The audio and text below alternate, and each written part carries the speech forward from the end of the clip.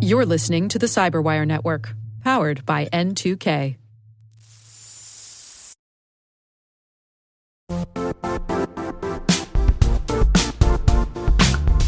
The DMV has established itself as a top-tier player in the global cyber industry.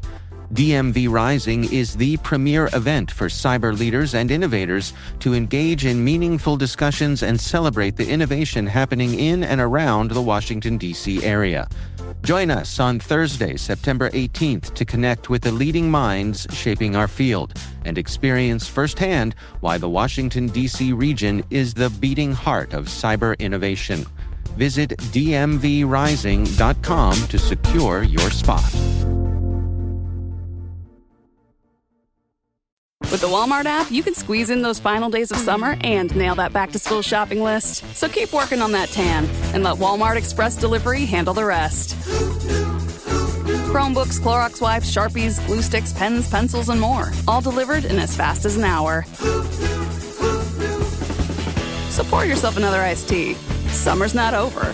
Last-minute back-to-school supplies delivered fast. The Walmart you thought you knew is now new. Subject to availability. Fees and restrictions apply.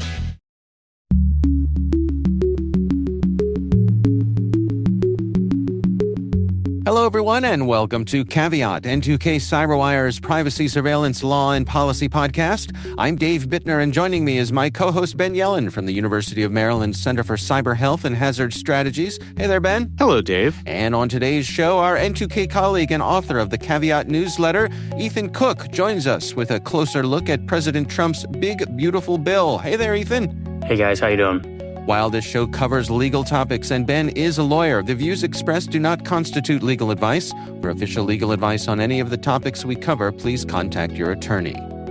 We'll be right back after this word from our sponsor. Welcome to Sephora. I'm looking for a perfume that's not too perfumey.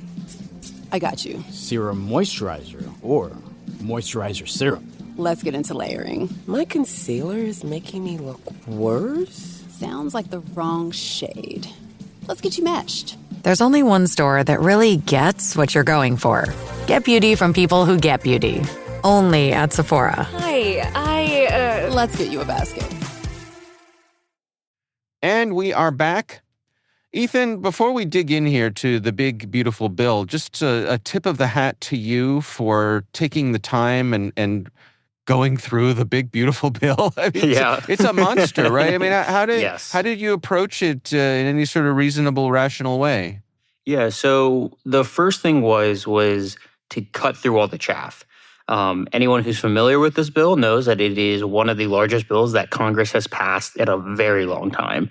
I believe it's over 300 pages long. It is long enough that if you go to the website and try to load it in its default text, the website gives you a warning that it may crash your browser or take several minutes to load. So in any bill that is this large, there's going to be a lot of meaningless stuff put into it. That's not what I was trying to cover. And by meaningless, I don't mean that it's not impactful, more so just meaningless to this conversation.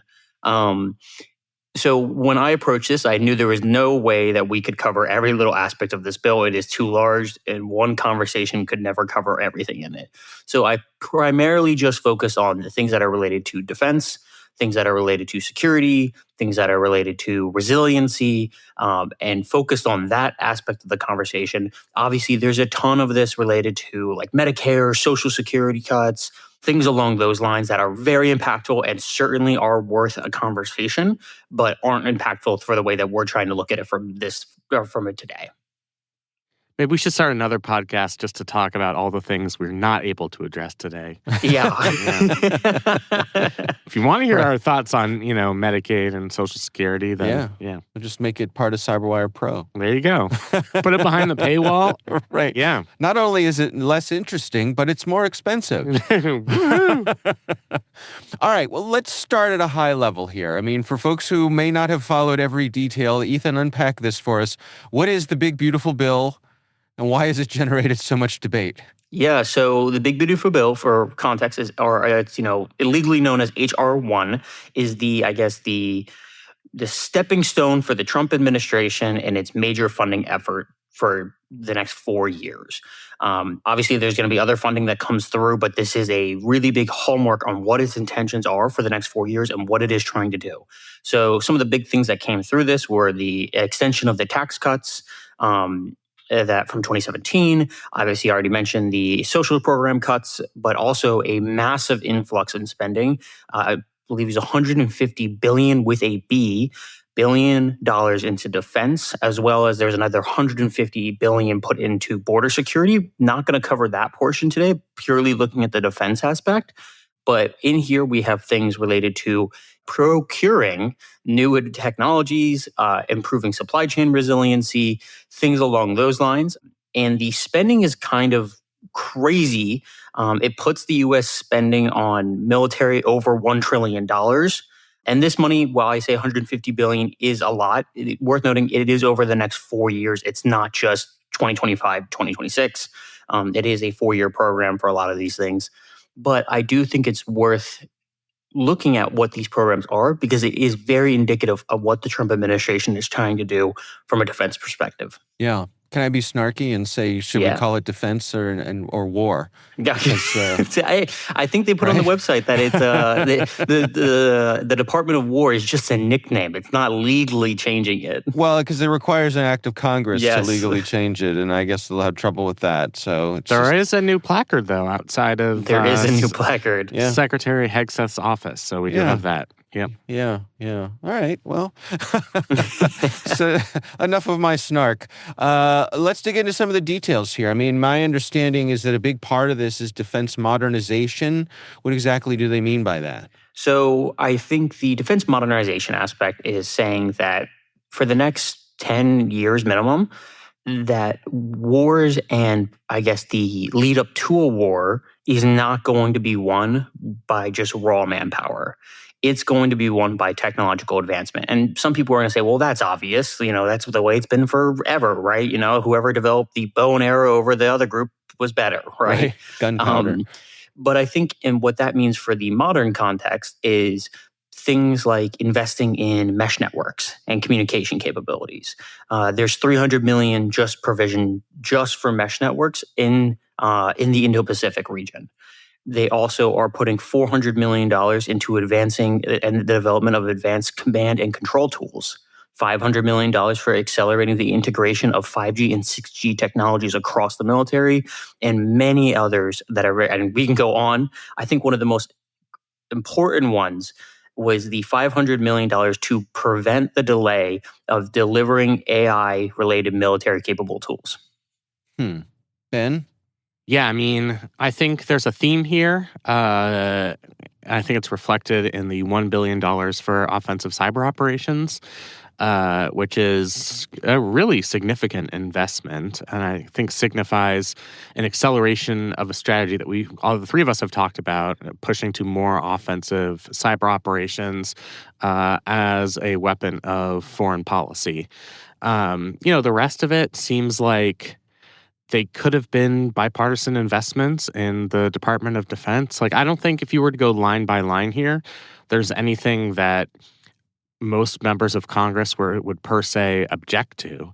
It just, in the context of a much larger bill, it is a significant increase in defense spending. And depending on what your priorities are, I mean, I think the controversy is whether that money would have been spent elsewhere. I don't think there's anything particularly controversial about the line items in the section here for the Department of Defense. Yeah. So, Ethan, you mentioned that one of the bill's focal points is the Indo-Pacific Command. Mm-hmm. What makes that region a priority? China. The simple answer to that is China. I think the Trump administration has obviously always been very anti-China, even under his first administration. And while the Biden administration was also not on the best of terms with China, the second Trump administration, I expect to be just as hostile, if not more so over that relationship. And I think the massive amount of money that they poured from just this bill alone into the Indo-Pacific Command is very indicative of where they say we need to focus our money. We need to not just keep diverting resources, but add resources. Because again, this is in addition to the money we have already spent to booster that region. We're putting billions of dollars more into that effort. And I think it's not just about building advanced technologies. It's about building a series of networks and control in that area with allies, to ensure that because it's so large, we can communicate efficiently across those areas, have the infrastructure in place to really make sure that we can control and have predictability in the area and make sure that there's nothing happening that we can't control or that we can't respond to very quickly. This bill also has a lot of funding for supply chain resilience. What's the concern there for both the military and the broader economy? So I think from the supply chain aspect, I think a key part of it is making sure the U.S. always has access to critical minerals for semiconductors and AI-related products. I believe that there was $5 billion put in for investments into critical mineral supply chains, among other similar ones. They also are expanding not just the raw ability to acquire, but the ability to predict and analyze what is needed. They put 25 million, which now that doesn't sound like a lot, but that's purely for the expansion of their industrial policy workforce. So they're putting 25 million to just expanding the Department of Defense's ability. Nice stimulus for law and policy analysts out there. Yeah, exactly. And I think that is the reason why that stood out to me was because at a time when the U.S. government and specifically the Trump administration has been cutting, not just within certain agencies, but across the board has been cutting positions within the DoD, within CISA, et cetera. This marked hey, we're not cutting here, we're expanding. This is something that we're worth investing in, that industrial policy security is really important, especially under the Department of Defense. I think that was a huge indicator of what they're trying to do and to really ensure that the department has the military has not only access to these consistently, but not for right now, but for the next 10, 15 years. How do we reconcile the additional funding that HR1 provides with the broad cuts that we saw with DOGE? Is it that, DOGE came through with a widely swinging chainsaw and no department was safe, and that the money provided is more targeted and specific, whereas the cuts were kind of, hey, everybody's going to feel some pain here. Is my description at all on the mark? I think that's right. At least vis-a-vis the Department of Defense, I think DOGE treaded a little bit more carefully. They worked closely with Secretary Hegseth to find efficiencies, particularly within the workforce. But the cuts in DoD were not nearly as drastic, at least as a percentage of the workforce, as they were in other departments. And this obviously goes along with President Trump's campaign and also his political philosophy. I mean, he has consistently said that he would like to expand the Department of Defense and our defense capabilities, and I think that's reflected in the increases in funding here. I think DOGE focused mostly on other federal departments, and while there were some efforts before DOGE petered out related to the Department of Defense, I don't think it certainly wasn't a key focus of the Department of Government Efficiency. Yeah. Ethan, we saw this recent U.S. government investment in Intel, and I think that relates to what we're talking about Absolutely. here. The ability to have that capability on our own soil, I guess the Trump administration sees as a good investment. Yeah, I think. Well, I'm not going to argue or talk about the legality of this. Obviously, they are citing a specific law to take that acquisition, and whether or not you support it or disagree with it is not really, I think, relevant to this conversation. I think the more important thing is the fact that it was done, and what that signifies for the Trump administration's goals for critical minerals as well as development of technologies. Taking a nearly 10% stake in one of the largest tech companies in this field is massive. It was also part of our diplomacy with Ukraine. The Trump administration tiptoed around this, but what they were trying to do was condition additional funding for Ukraine's warfighting effort against Russia by trying to secure access to some of Ukraine's critical minerals. And they were able to strike a deal with President Zelensky on that. I mean, I don't know much about critical minerals, but I do know that there's a decent supply of them in Ukraine. And so it was trying to leverage our position as the funders of the Ukrainian military effort to secure something for the United States. And what they secured was access to these minerals. You know, there's always the argument that these defense and supply chain investments come at the expense of social programs. You know, there's that old chestnut about, I hope for the day when the military has to hold a bake sale to buy a new aircraft carrier and the school is fully funded. That's always been, that's just, you've seen that bumper sticker so many places. Yeah, I mean, it's an old chestnut and been around long enough that it is a cliche. I mean, is it a fair line of conversation that I guess the trouble I have with it is sometimes like you'll say, oh, you know, I support the local charity that helps puppies, and somebody will say, what do you hate orphans? No, I just love puppies, but you're not supporting the orphans, right? But you know, like so. To me, this is clearly an expression of the Trump administration's priorities, as you mentioned, Ben. But is it fair to look at it in the context of that bigger picture and what this spending could do to social programs? Yeah, I think a great way to the way when I was writing and researching, so I try to frame it and think about it in a way that was what is the goal here outside of obviously just increasing raw military capability. That's self-evident. I think something that was really telling for me and what I kind of looked into this was the Trump administration with this bill, with all these cuts / expansions of programs. To me, this is playing the game of short-term gain over with the hope that it pays off long-term.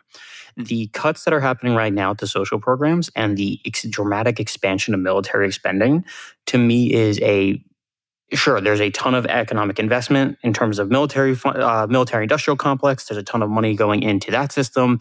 There's a ton of potential long-term gain with advancing technology and really taking over those sectors. I think the concern that is with all this investment, the bill is expected to add $4 to $5 trillion to the deficit. Obviously, every year we have this conversation, the deficit's getting larger and no one ever seems to do anything about it, whether it's a Republican administration or a Democratic administration. It always goes up. But I think the fact that one bill alone is adding that much is really, really concerning. It's not, it's not the entire government adding to it. It's one single investment essentially adding to it. I think that is potentially trading long-term stability economically with the hope that the investments we're making now will account for that. And if they don't, I think that's where the big question marks and flags are going to start getting raised, where we're cutting all these programs with the theory that it will pay off long-term from a defense and economic perspective. But if it doesn't, it seems like we're putting a lot of eggs in one basket. And now, granted, I'm not an economist, so I'm sure there's someone who's going to sit there and say, well, there's also all these factors. Right. 100%. I will not speak as an economist here. But from what I could read, the discourse is that there is a lot of long-term risk to this bill, and it is not quite clear if there is a material gain at the moment. Ben, what do you make of that? I mean, putting this in context of the aspirations of the Trump administration when it comes to the nation's economy. So I think it's important to keep in mind, just for context, that the increases in defense spending here are quite small compared to the loss of tax revenue that's coming in this bill. So much of the increase in the deficit is because we're extending the 2017 Trump tax cuts, and then there are a bunch of new tax provisions that are intended to provide tax relief to various people and communities. There's a new no tax on tips provision. There's an increased threshold for the state and local tax deduction, which is great for those of us who live in states with high state and local taxes, because we'll be able to deduct a lot more of it for our taxes.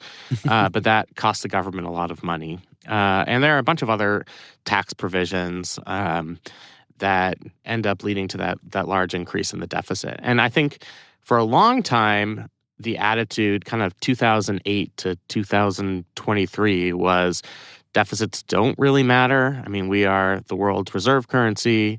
We can always borrow money to pay for service on the debt. It's better to make these long-term investments.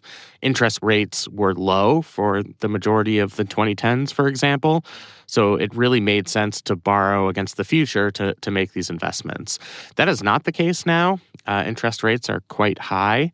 A far greater percentage of our budget right now is interest on the federal debt. You're in a situation where additional debt could cause a greater strain on interest rates, can make it harder for people to borrow money to purchase a home, for example. So there's like a tangible impact right now to having a larger federal deficit, considering we're already in a period of high interest rates and coming off a period of significant inflation. So that's definitely a concern. Beyond that, I mean, this is a reflection. The reason it was a one big, beautiful bill is it is a reflection of the party's priorities that won the last election. You can debate around the edges, like, is this really what people were voting for? I mean, people vote for lots of different reasons.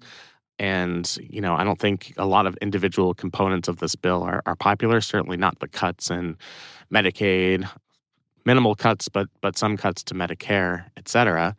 But this is what the Trump administration and the Republican Party has articulated as its governing philosophy. And they won the election. They had this bite at the apple. And now the opposition to this has to organize and try and convince people before the next election that this was not, if we were going to increase the deficit and make these long-term investments, this is not the way to do it. And that we should have grown or maintained funding for our social safety net in lieu of additional tax cuts that are pretty regressive and for these increases in defense spending. But that is our small d democratic system at work. It might not be the most satisfying conclusion, but you can't say that this came out of nowhere. I mean, it is emblematic of a very specific governing philosophy that won the last presidential and congressional elections. Yeah. Ethan, what do you suppose the Trump administration believes the long-term benefits of these initiatives will be? The first one is the winning of the AI race. I think that is very clear in this. Coupling that with the administration not only taking staking in Intel, but also laxing a lot of the regulations for developing AI, trying to increase federal adoption of AI systems, as well as attempting to pass, while it failed, the moratorium, which we talked about previously, to basically overturn all state AI laws through federal preemption. I think that this is a reflection of that effort to ensure the U.S. is the dominant country when it comes to AI development, AI research, AI deployment, et cetera. And I don't think that is a take that people would disagree with us trying to do. I think if you look at allies and adversaries alike are just as involved in this race. You see Europe is pivoting really, really fast to try and attract more AI development. You see China is obviously with things like DeepSeek is neck and neck with the race, and they're pouring billions of dollars into this same effort. A little different since they're not a democracy, but the point stands. India is rapidly ramping up technological capabilities to get involved. I think everyone sees that AI is the golden goose at the moment. And right now, obviously, the U.S. is in the lead with major companies like Anthropic, OpenAI, Meta's AI platform, et cetera, Google. And I think the Trump administration is coming out and saying that we currently have the lead. And in their mind, Biden was going to cause us to lose that lead. So we're going to not only undo everything Biden did, but we're going to double down on the things that got us to this lead. So we're going to remove regulation. We're going to invest in making sure that companies have access to controls or to minerals and resources. We're going to make sure that they can make money by removing export controls so they can ship that product out to everyone as long as it's not China. That's I think the biggest thing that comes through, and that's that Indo-Pacific, is that it can go to China, but it has to be old gen stuff. It cannot be the cutting edge things. Yeah, it is kind of funny. I mean, it is kind of funny that Congress did pass and the previous president did sign a bill that required TikTok to be divested from its Chinese ownership, and we're just like not enforcing it. So like you can be very hawkish on China, but that seems to be something that's somewhat selective at this point. I'll also say like the investment in AI, who knows if it's going to pay off in the long run. I mean, I think there's speculation that there's some bubble potential here. I think building all of these AI data centers has sustained our economy to a significant extent over the past couple of years, expanding out AI infrastructure. Obviously, there's going to be some payoff for it. I mean, AI is going to lead to some increased efficiencies in various industries, but if it doesn't fully live up to its promise, then it can be one of those bubbles that bursts. Like eventually we're going to stop building these data centers, we're going to stop expanding infrastructure, and we will have invested all of these federal resources in it. So Yeah, I hope it works out. What if it puts lots of people out of work also? I mean, that's a huge aspect of it as well. I equate it to the dot-com bubble, where it is obviously slightly different, but you see everyone wants to get their hands on this tech.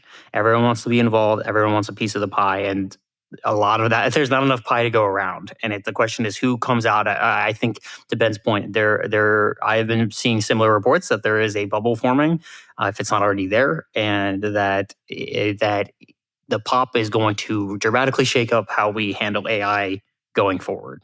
Yeah, I mean, people are throwing stupid money at exactly anything with the name AI on it. And I guess that includes the federal government, because our adversaries are as well. Should we rebrand this podcast as just like the AI podcast? It's the buzzword. Yeah, they can throw money at us. Yeah. What about stupid money? That's another good possible. All right. Yeah. We'll be right back after this word from our sponsor.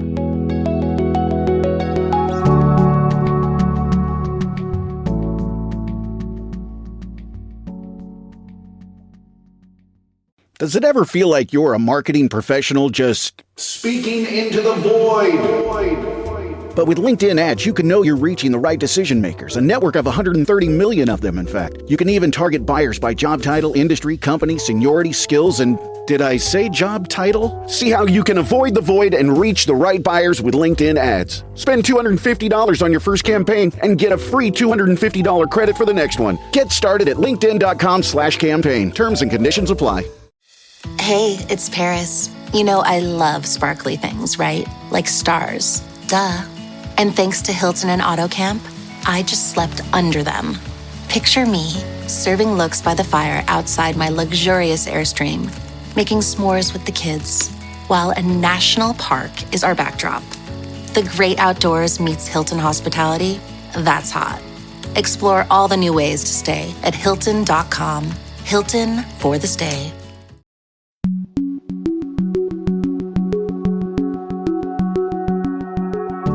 Sticking with the notion of our allies and our adversaries, let me ask you this, Ben.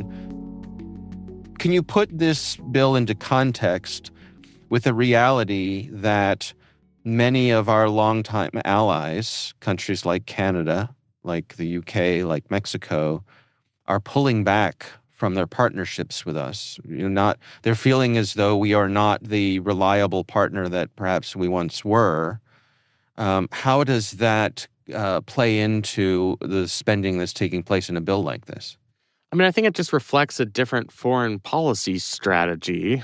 In lieu of the, I guess, investment we'd be getting from our close allies and partners like Canada and Mexico, and even countries like South Korea, we're doing these large-scale deals with bigger countries and bigger companies to secure trillions of dollars of investment here. And the idea is that's going to replace the investment that some of these partners have made in our country. We're going to be harsher against these countries as it relates to trade policy, instituting relatively large tariffs.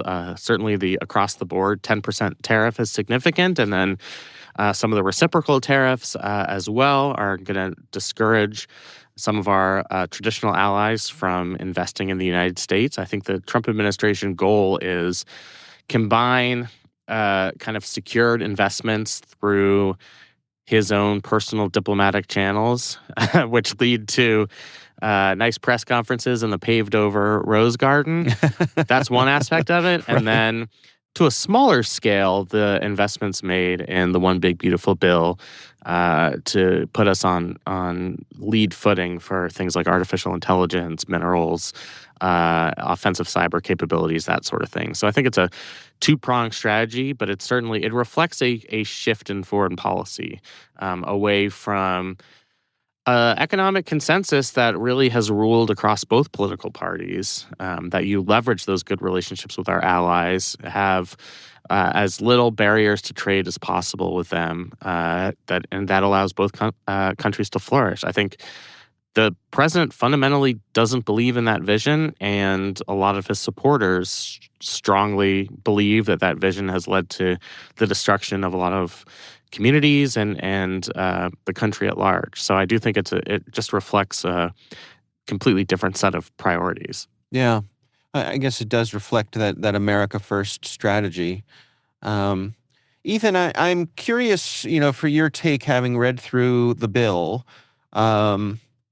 I think it's fair to say that a component of this Trump administration, as well as his previous, was a certain amount of chaos.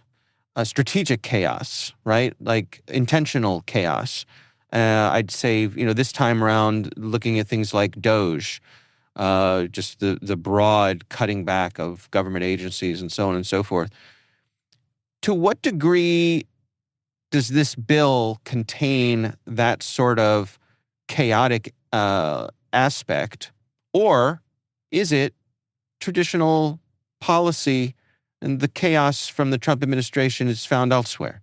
I think the chaos involved in this bill is the size and how fast it came about. For context, for those who weren't tracking the bill when it came out a couple months ago, it was introduced into the House and passed very quickly. It actually generated a lot of concern because it was passed so fast that almost everyone mutually agreed on both sides of the aisle that no one had time to actually read the bill. Right. And that which is pretty common, by the way. Exactly. Yeah. And you had folks like Marjorie Taylor Greene saying, exactly. I didn't know this was in here. And that led to the discovery of the AI moratorium that came out, which is, right. That was while the Senate took its time with it, the House was trying to pass this thing, created a ton of chaos because no one even had time. It was almost like a blitz strategy.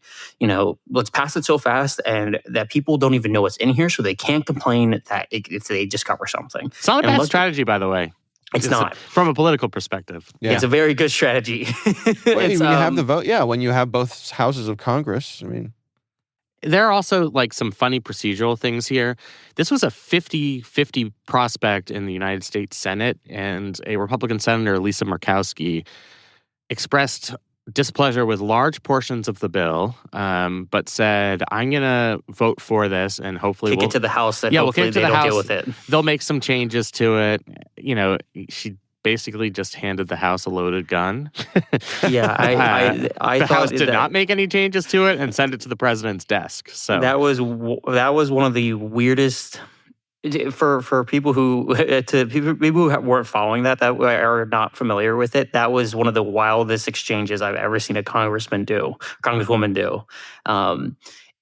Her actively coming out and saying, I do not like this bill for X, Y, and Z, and then saying, but I'm not going to stop the vote on it. It was just crazy to me. That was, and rightfully so. There was a lot of flack thrown her way for it. But I think to your point, Dave, the chaos of the bill was the size. But the individual provisions, I don't think are surprising. Like if I told you that within the first year, President Trump was going to cut taxes, you would say, yeah, that makes sense. He was going to increase military spending. Yeah, that makes sense. He was going to cut social programs. Yeah, that makes sense. All these things were on his platform. What I don't think people were expecting was to do all three of these things at once and to try and pass all these things in one giant bill at the same time and make it and try and pass it quickly before people could really get a handle on it. I think everyone thought this would be a kind of progressive iterated process where we would try to do this back and forth, similar to how the budget negotiations happen, where it's like, this is what I propose, this is what we're doing, and we find a middle ground. Even if it means shutting down the government, that's what they tend to do, right? I think the blitzing aspect of this is what caught people off guard. I think something that also was quite chaotic was the scale of the investments. I think people were expecting cuts, but no one was expecting cuts at the degree they were. People were expecting investments, but no one was expecting us to push $1 trillion for military spending, push it over $1 trillion. I think that's what was also kind of chaotic about it. It was just it was fast and it was more than people thought it was going to be. Yeah, there's certainly, look, Donald Trump, there's a boldness to him that you can't deny, right? I will say, though, that of all the things that have happened in Trump's second term, this is the most, normal politics thing that's happened. They went through, the process was definitely rushed, but, they went through the proper procedural maneuvers. They passed actual legislation by majority vote in the House and the Senate, and it was signed into law. Contrast that with DOGE or some of the immigration actions they've taken that have been held up through injunctions in district courts, or trying to shut down agencies at the executive level without consulting Congress, like USAID.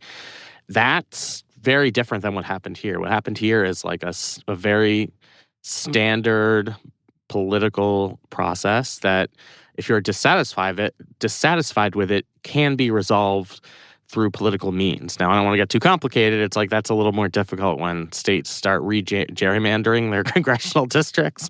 So it's much harder to replace legislators that voted for this legislation. But I do think, compared to a lot of the president's other action, this is probably among the most normal things he's done in his second term, even in the context of legislation. So a lot of the most high-profile cuts actually didn't come in this bill, but there was a separate rescissions package, which the president sent to Congress, and it was passed, which permanently rescinded funding for National Public Radio, for example, and a bunch of different foreign aid programs. And that was legislation, but it was also more unprecedented than what they did in the Big Beautiful Bill. So, I would say, compared to some of the other outrages that we've seen, this is more just you could have seen a bill drafted like this in 2005 during the Bush administration, and It would have looked largely similar. Yeah. So let's look towards the future here. What should people be looking out for over the next few years as this rolls out? If you're a policymaker, if you're an industry leader, or even just an everyday citizen, what sort of things should we be keeping our eye on as these policies become day-to-day reality? Ethan, you want to start off for us? Yeah, I think for big tech or tech-oriented companies, this is a layup. This is what you want to see. You're seeing millions, if not billions of dollars being poured into a variety of technological sectors, whether that be 5G, 6G, whether that be chip procurement, whether that be unmanned aerial systems, whether that be missile development, whether that be supply chain resiliency, whether that be, the list goes on and on and on. I think that if you see this, you go, this is exactly what I want. The federal government, that contracting window is open for me. Time to start making my bids for contracting, and really start reaping this over the next 4 years and making my money. I think if you are, what that will inherently do to a degree will also make sort of a feeding frenzy, where we're going to have a ton of these contracts going out, a ton of these companies getting hyper competitive, stimulating growth, et cetera. I do think given how contentious this bill is, there's been some, discussions, and as with every one of these kind of major spending bills, these spending is not locked in stone anymore. If a new Congress is appointed after midterms and it disagrees with this bill, they can adjust the funding.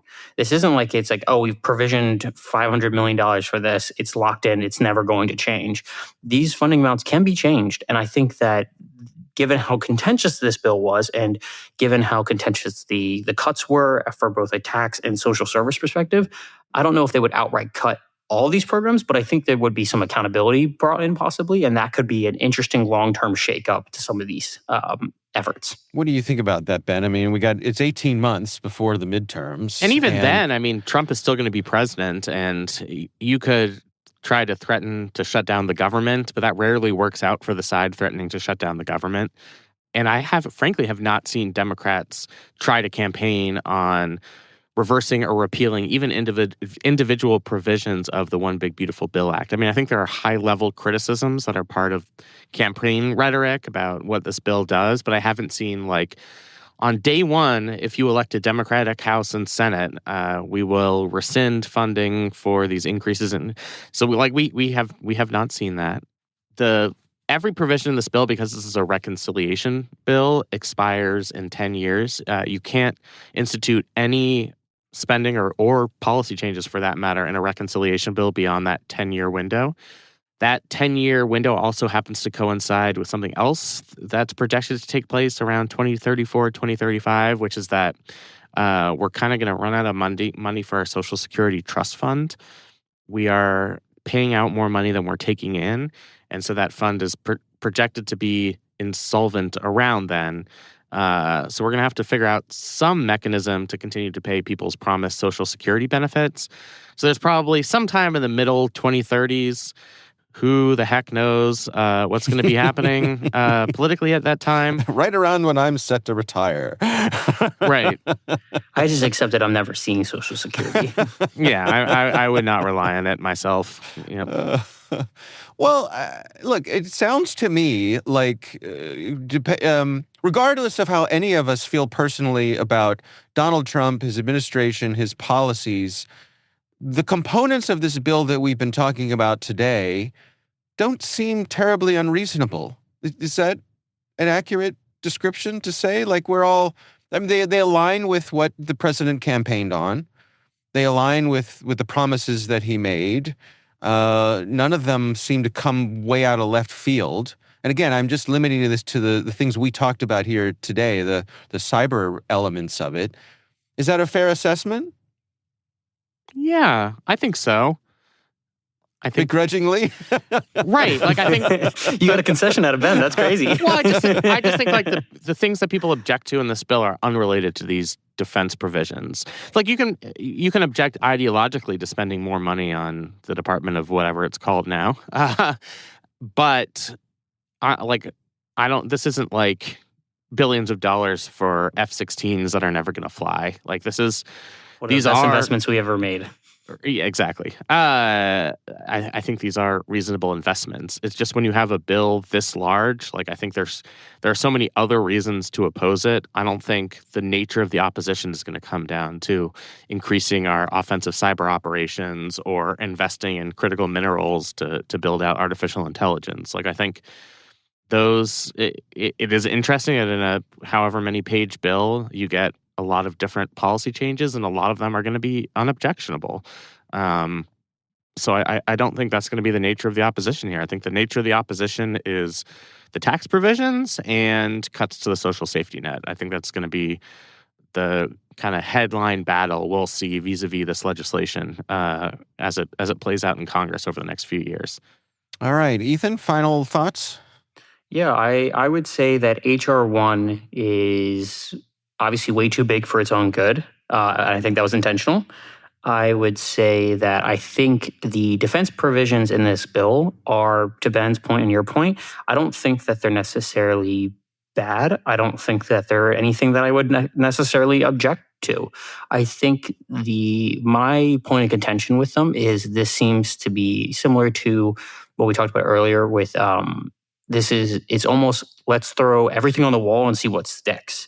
Let's just put so much money into this that we're bound to hit somewhere. And I think the concern that I have with this is this the best effective way to be spending this money at this moment, given what we're cutting from? And that's where I think that's a wait and see. All I can say is the $50 million that we put to making high altitude stratospheric balloons, that was my favorite line item that I read. Okay. Hey, I mean, the 50 million that we put to that. Sorry, the 50 million was my favorite item that I read. Well, hey, I mean, there were stratospheric balloons high above our country Exactly. that weren't accounted for. So it's time to pay those people back, whomever they are. Right. Send some F-16s out to shoot down the balloons. There you go. That's Keynesianism right there. That was the most effective use of that plan ever. Yeah. All right, gentlemen, really interesting conversation. And again, our thanks to Ethan Cook for joining us today. Ethan is the author of the Caveat newsletter. You can learn more about that on our website, thecyberwire.com.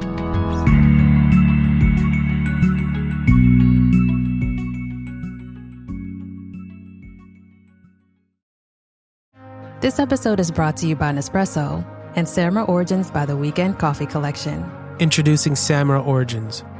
My collaboration with Nespresso is a connection to my roots, to my mother, Samra. Coffee that hits the right notes. It transports you.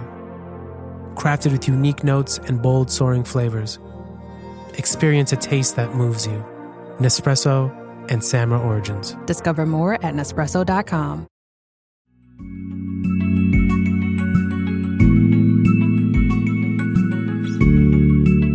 That is Caveat, brought to you by N2K Cyberwire.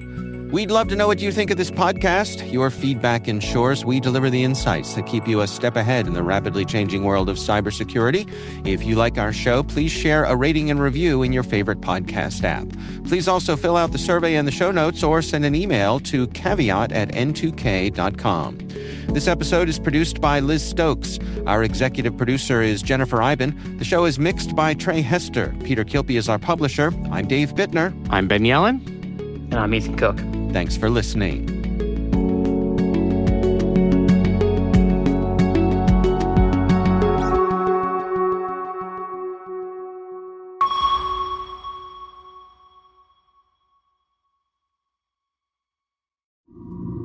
Listen.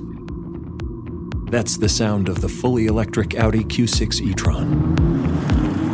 The sound of captivating electric performance, dynamic drive, and the quiet confidence of ultra-smooth handling. The elevated interior reminds you this is more than an EV. This is electric performance redefined. The fully electric Audi Q6 e-tron.